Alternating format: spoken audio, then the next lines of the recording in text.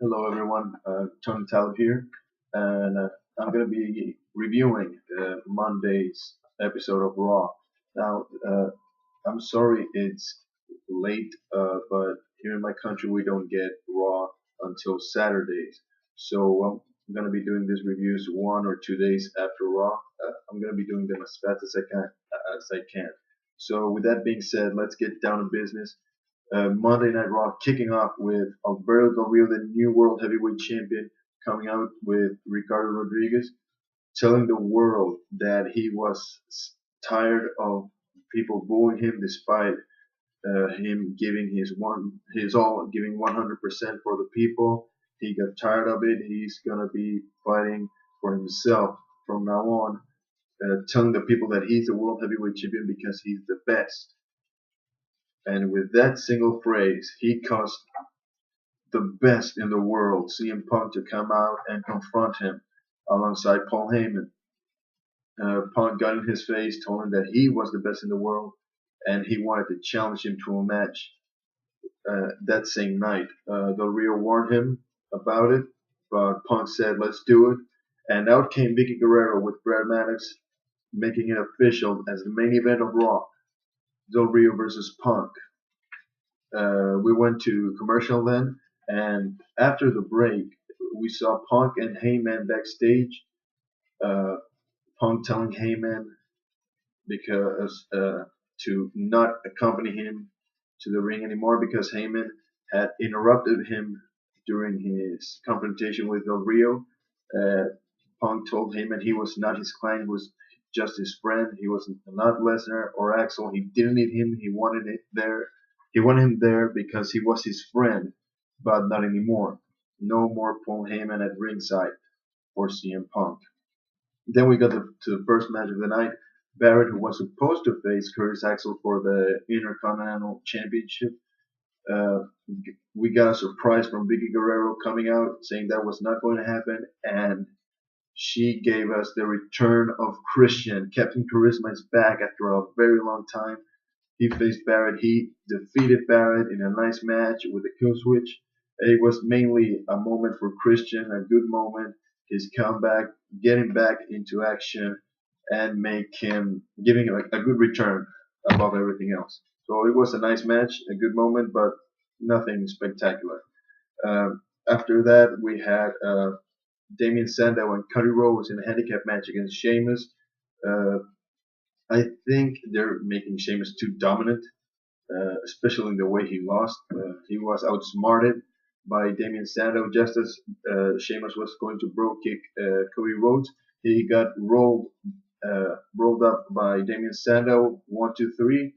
Sandow ran away as fast as he could, but Cody wasn't so lucky. He got the bro kick nonetheless, and it seems like they're gonna keep going with this Sandow Sheamus program. I hope Sandow gets the upper hand in this feud because I really like Sandow. I hope he gets pushed.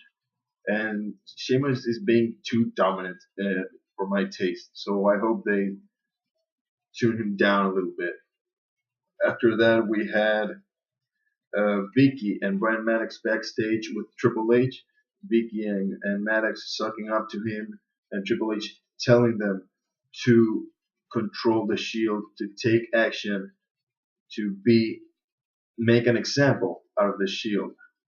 And of course, they said they were going to do it. Then came Brian and Daniel Bryan and Kane backstage. Bryan preparing for his match against Orton. Kane telling him uh, that they should continue as Team Hell No. Bryan said no, he needs to be by himself right now. Both men said they were gunning for the WWE Championship at some point, and based on what we saw, it seems like Team Hell No is over. They didn't officially said no, but they said they didn't know, and I really don't see a reason for them to return like they were. Uh, then we got Randy Orton, and Daniel Bryan. It was one of the two longest matches of the night. Pretty nice match. Orton apparently injured, or Daniel Bryan injured himself. I think a sting in his arm, I believe. It was a nice match, but it had to be stopped. Orton won because the match was stopped due to the doctor saying Bryan should not continue the match. Bryan was upset. Orton came out, shook his hand, gave him a hug. It appears they have their tension has been lowered, but I don't know. Bryan seemed very pissed off about it. They actually mentioned that Bryan was screaming at Triple H backstage because they had stopped the match. I don't know what's going to happen to him, but he's scheduled to meet to face Dean Ambrose at SmackDown, so we'll see what happens. After that, we had AJ Lee coming out with Biggie Langston, telling the fans that she was one of the most dominant women. She was the most dominant woman in the world, and there was nobody in the audience, in the world, in the locker room that could compare to her. She challenged someone from the back to come out if they were a fraction of her. And out came Stephanie McMahon, telling her to be careful, to act like a champion, or she would regret it. She was able to take that title away from her.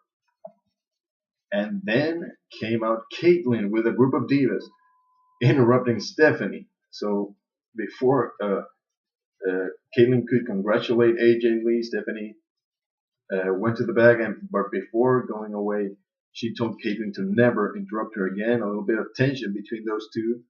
Uh, I don't think it's gonna be more than that, but nice little touch there. Stephanie being the dominant woman in the WWE. Caitlyn continued to congratulate AJ Lee. Uh, she told her that she may have manipulated her, made her seem like a puppet, but it was Caitlyn's turn. And she went into the ring, attacked AJ Lee. They were fighting. AJ Lee had the best part. And Big Langston took AJ out of the ring with the title. AJ screaming at Caitlyn, telling her that she would never have the Divas title again. It's a pretty intense feud between those two. I think I've never been interested in a women's feud, but this seems pretty interesting, pretty good for a women's division. With all due respect to the Divas, I just don't usually like to see them wrestling. But I'm interested in this feud. Let's see where it goes. After that, Kane uh, fought Dean Ambrose again in 24 hours for the second time. And Kate had pretty much was dominating the match until the Shield, Roman Reigns and Seth Rollins came out and caused Kane to win by disqualification. They gave Kane the triple power bomb, and well, Ambrose retained that title again. They went to the back, and they were confronted by Vicky Guerrero and Brad Maddox in the back. Uh, she told them she to never do that again, but the Shield didn't seem to care. And out of nowhere came Vince McMahon telling the Shield that he was impressed by them to continue what they were doing, that they reminded him, of himself, creating this battle of opinions between Triple H and Vince McMahon. It's interesting where this is going. I love the tension. Then we saw Cesaro being introduced by Seb Coulter uh, as his new colleague. Seb Coulter and Jack Swagger's new colleague, Antonio Cesaro, who wrestled William Regal. Nice to see William Regal again. Uh, Very short match again. Cesaro just trying to be dominant. He defeated William Regal with a neutralizer. Uh, the best thing about the match was William Regal. Just seeing him again, just seeing him in the ring at this stage of his career is great, in my opinion. We saw then one of the best moments of the night. Cena giving his usual promo about how he thanks the fans who have stood by his side and all that stuff. But out came Mark Henry, told Cena to stay in the ring. He was apparently going to retire. Great acting. I'm with all the people that are telling that they're saying that he should win an Oscar. Uh, Great acting. He actually had tears in his eyes and thanked the fans that he was going home. Cena came inside, held his hand high, and just about Cena was going to hug him. Henry caught him in the world's strongest slam and dropped him on the mat, which made the place go wild. Henry clearly challenging John Cena. Then he officially challenged him backstage when he was interviewed, and Vicky Guerrero made the match. It's gonna be John Cena versus Mark Henry for the WWE Championship, and I really hope, being someone that likes Cena, I hope Mark Henry wins the WWE title. I hope he does. I don't think he will do it, but hey, I can dream, right?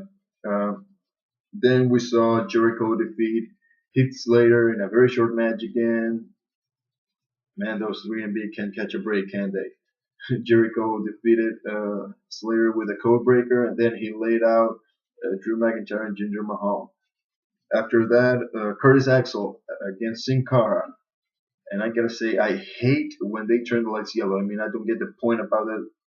Just because Sin Cara is wrestling, I just hate that. It distracts me from the match. I can't get into the match. But anyway, Axel being dominant again. It looks like they're pushing him very, very strongly. So I'm giving him a chance. I like where his character is going. I like that he's with Paul Heyman, so we'll see where he goes next. Then Vince, Stephanie, and Triple H backstage with Vicky Guerrero and Brad Maddox. The tension is high between these three. Triple H telling Vicky to listen to him, Vince McMahon telling her to listen to him, and Stephanie then told her not to listen to anybody but her. Man, I'm interested in this situation. I want to know where it's going. I don't think it's going to end in a match between Triple H and Vince, but you never know. Hell, why don't make it a triple threat since Vince and Triple H have already faced Stephanie before? But no, I'm just kidding about that. And then the main event of the night, one of the other best moments of the night. CM Punk with Del Rio in a great match, the best match of the night. It was alongside Orton and Bryan, the longest match. Great match for Raw standards, but nothing out of the ordinary. But the great things came when Del Rio got the GDS, received the GDS. He was going away with Rodriguez, and out came Dolph Ziggler attacking him, practically beating his ass all over the place. Del Rio running away like a scolded dog, as JR used to say. And then, with Punk raising his hands, Brock Lesnar came back and he approached the ring slowly, as he usually does. Walked around the ring, got inside it, uh, got the microphone. We were expecting him to talk, but he's had a few words and a big F5 from Punk to end the show. A great show in my opinion. I'm interested. I'm excited about Punk against Lesnar. I'm sure they're going to be facing at SummerSlam. It's going to be, if that is so, it's going to be a great SummerSlam this year. But all in all, a great Raw. I loved it. I gotta be honest, I hadn't seen Raw in a while, but I love this Raw. I hope they continue with this good TV. Payback was good. Raw was good. So let's see what happens.